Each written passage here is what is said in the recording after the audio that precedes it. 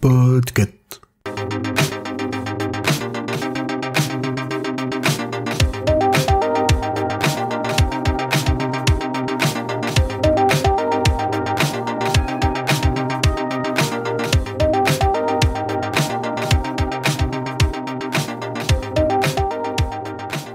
Bonjour, bonsoir, je suis Pomme de Podcut et aujourd'hui je vais vous recommander une web-série que j'aime vraiment du fond du cœur. Elle se complète d'un roman, d'une BD, d'une série de mangas et maintenant d'un film. Je suppose que vous avez deviné que je vais vous parler de... Le Visiteur du futur, bien sûr.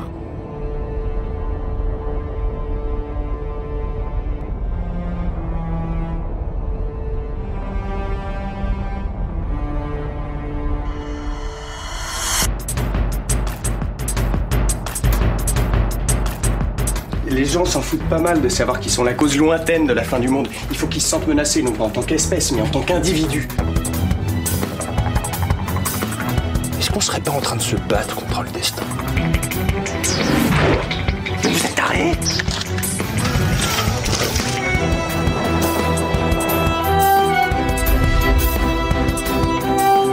On fait peut-être des coups de pute, mais on n'est pas des fils de pute. Voilà ce qui va se passer.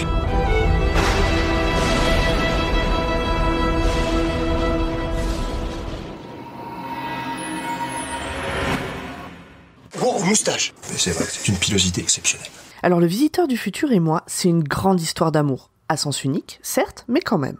J'ai vu toute la série. J'étais au cinéma pour la découverte des 2 derniers épisodes de la saison 4. J'ai acheté le roman La Meute au fur et à mesure de sa sortie en démat, puis je l'ai ensuite acheté en physique et évidemment j'ai fait la queue pour avoir des dédicaces de François Descraques et Slim Baptiste Beroun.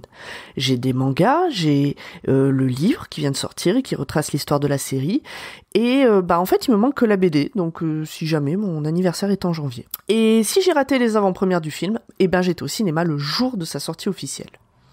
Vous l'aurez compris, je suis assez fan. Je ne suis pas sur les forums, je ne fais pas partie des fans actifs, ça n'empêche, je suis fan. Et pourtant, je n'ai pas découvert cette série à ses débuts. Je l'ai découverte 1 mois avant la sortie de la saison 4, soit quasiment 5 ans après sa création. Alors peut-être que la période a joué. J'étais dans une période un peu difficile, je venais de me faire larguer, quoi. Et sur le mois de décembre 2013, je me suis fait 7 saisons et demie de Supernatural et j'ai découvert l'équipe de French Nerd via Le Visiteur du futur et puis toutes les autres web-séries qu'ils ont créées et que je recommande également vivement. Donc bref, finalement, sur ce mois de décembre 2013, j'ai trouvé un petit ami fictif, Dean Winchester, et puis une bande de copains avec une vie plus intéressante que la mienne, le Visiteur du futur et son équipe. Un autre point m'a fait accrocher, c'est le côté purement humain. C'est-à-dire que j'ai le même âge que les acteurs et le réalisateur, et à l'époque où moi...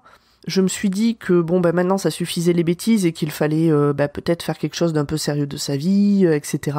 Eux ils ont décidé que leur bêtise, c'était ça, cette chose sérieuse à faire. Donc je pense que je me projette un peu dans leur vie. Alors rassurez-vous, depuis ça va beaucoup mieux, j'ai réouvert mes volets, j'ai une vie avec des gens dedans, des vrais gens, etc. Tout va bien. Et donc ça fait des mois que j'ai envie de vous parler de cette série dans Watchlist et que je me dis que c'est peut-être un peu vieux et puis peut-être que c'est pas ce qui est attendu dans Watchlist. Bon et puis après le film est sorti, alors je me suis dit que c'était un peu le bon moment de surfer sur la vague, mais là aussi c'est pas forcément l'ambiance de Watchlist de faire ça et du coup je trouvais que c'était pas une raison suffisante pour faire un épisode sur la série Le Visiteur du futur. En plus, ça faisait longtemps que j'avais pas vu la série, et j'avais un peu peur que mes souvenirs et mon rapport personnel donc à cette série aient un peu embelli le truc. Alors du coup, j'ai relancé. Et au moment où je prépare cet épisode, j'en suis à la moitié de la saison 3, alors que j'ai revu le tout premier épisode il y a à peine quelques heures. Et donc... il est temps pour moi là d'arrêter de parler de moi et puis de vous dire pourquoi je pense que c'est une bonne série. Parce que en fait, oui, en relançant l'épisode, je me suis dit c'est une bonne série. Je ne l'aime pas juste pour l'époque à laquelle je l'ai découverte, je l'aime parce que c'est une bonne série. Alors d'abord, on va faire la petite fiche technique de type Wikipédia. Hein. Donc Le Visiteur du futur, c'est une web-série française de science-fiction en 4 saisons, diffusée du 26 avril 2009 au 15 juin 2014. Les saisons font entre 10 et 22 épisodes et les épisodes durent entre 2 et 30 minutes. En gros, au total, la série dure un peu moins de 9 heures. Donc au casting, On retrouve en vrac sur les 4 saisons Florent Dorin, qui joue le rôle principal du visiteur du futur, Raphaël Descraques, Slimane Baptiste Beroun, Mathieu Poggi, Isabelle Janin, Justine Le Potier, et on retrouve aussi Éléonore Coste, Stanislas Gracian, Pascal Hainaut, Lénie Chéreau, Ludovic, Simon Astier, Sabine Perrault, Céline Tran et encore d'autres. Alors de quoi ça parle ? Eh ben, ça parle d'un gars qui vient du futur et qui s'est donné comme mission d'empêcher les catastrophes de son passé, donc de notre futur, pour améliorer les conditions de vie ultra dégradées des humains de son époque. Il arrive dans la vie de Raph, un jeune homme de notre temps, et l'embarque un peu malgré lui dans ses histoires. Plusieurs personnages vont rejoindre cette folle histoire, évidemment, des gentils et des méchants. Enfin, gentils et méchants, dans la mesure où on part du principe que les personnages principaux sont les gentils, et puis que les autres sont les méchants. Parce que finalement, la question parfois peut se poser. On est tous le gentil ou le méchant de chaque situation, selon qui analyse cette situation. Et puis bon, y a que les imbéciles qui changent jamais d'avis, et les ennemis d'hier peuvent être les alliés de demain, ou pas. En fait, ça dépend, quoi. Et tout ça, c'est dans la série que finalement, rien n'est tout blanc, tout noir, et rien n'est tout simple. Alors au tout début de la création de la série, effectivement, quand on peut voir les premiers épisodes, on peut se dire que bon bah c'est assez con. Parce que quand on y pense, donc le créateur...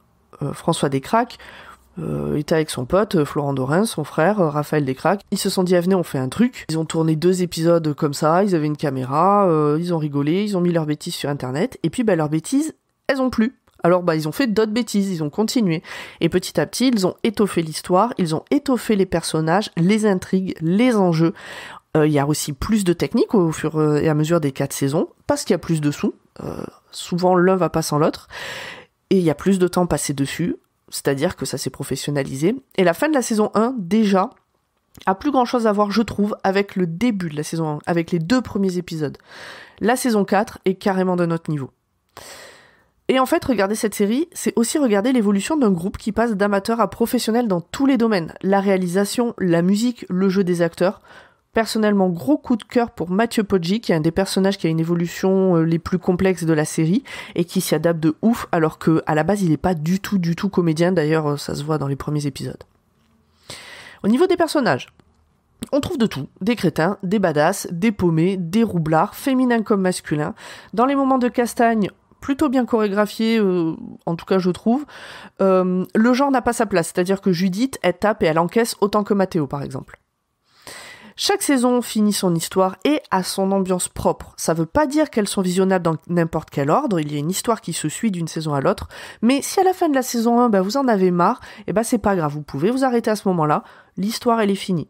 Et si vous voulez tenter la saison 2 poursuit la saison 1, mais à la fin de la saison 2, l'histoire elle est finie et vous n'êtes pas obligé de voir la saison 3. Et donc pareil pour la saison 3, et la saison 3 qui est la plus noire d'ailleurs, je trouve, vraiment elle est sur un ton assez différent des 3 autres saisons. Et puis la saison 4, c'est la dernière saison, donc forcément, c'est la fin de la fin. Et donc, pour moi, c'est une raison de plus pour tenter le coup. C'est-à-dire que vous vous embarquez éventuellement sur une saison. En plus, la saison 1, les épisodes font entre 2 et 6 minutes, donc elles se regardent assez rapidement. Et si vous avez décidé que c'était tout pour vous, tant pis. Et vous pouvez vous arrêter là et avoir quand même une histoire complète. La série est pleine de vannes.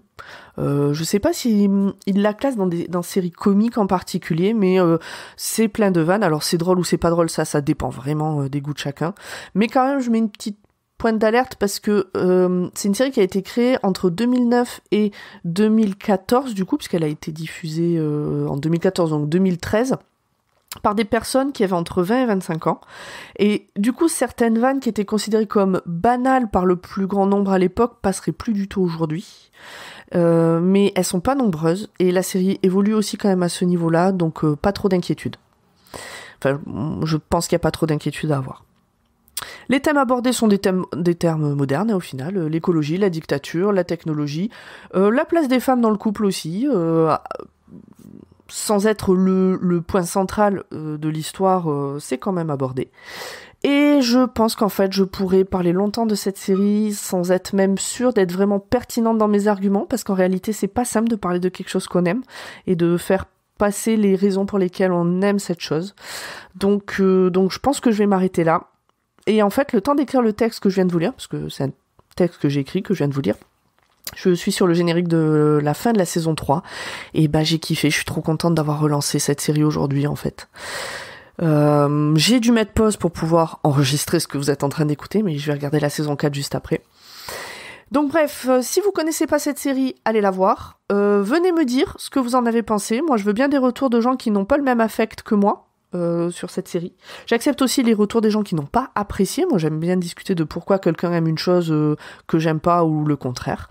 Et pour de vrai en plus, donc vraiment n'hésitez pas. Après, si c'est juste pour envoyer « c'est de la merde ton truc », évidemment que ça a moins d'intérêt.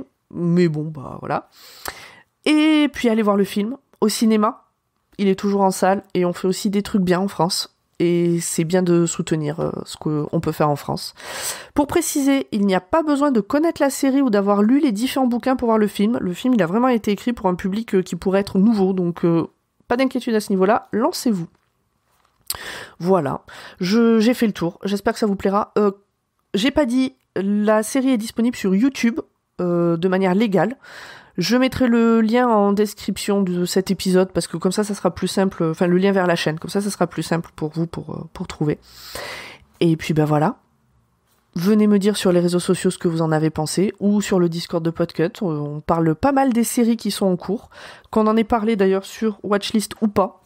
Par exemple, il y a une discussion dédiée pour Le Seigneur des Anneaux. On parle aussi un petit peu... les Anneaux de Pouvoir, on parle aussi un petit peu de House of Dragon, de toutes les séries qui nous passent sous le nez en ce moment, ou des films, et puis d'autres choses en fonction des podcasts.